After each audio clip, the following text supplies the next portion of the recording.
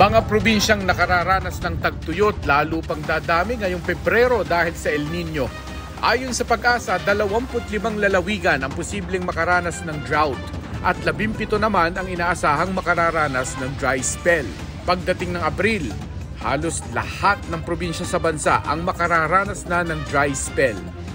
Binabantayan din ang level ng mga dam na unti-unting bumababa. Kung hindi darating ang ulan sa mga buwang ating inaasahan, hindi malayo ang water rationing. There is still possibility na posibleng mababa pa rin yung maging ulan natin sa mga ibang lugar pagdating ng May at June. Mga hindi nag-consolidate na jeepney hindi na makakabiyahe pagkatapos ng deadline na April 30.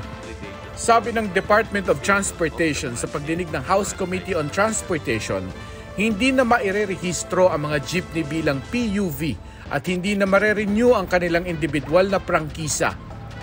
Tiniyak din ng DOTR na pwede pa ring bumiyahe pagkatapos ng deadline ang mga consolidated na traditional jeepney.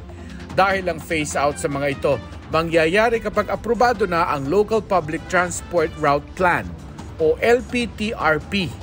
Pwede raw bumiyahe ang mga traditional jeepney basta roadworthy o nasa kondisyong bumiyahe.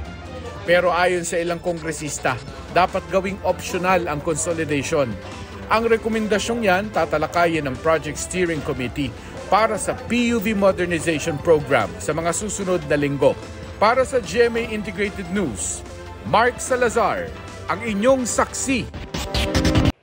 Mga kapuso, sama-sama tayong maging saksi. Mag-subscribe sa GMA Integrated News sa YouTube at para sa mga kapuso abroad, samahan niyo kami sa GMA Pinoy TV at sa www.gmanews.tv.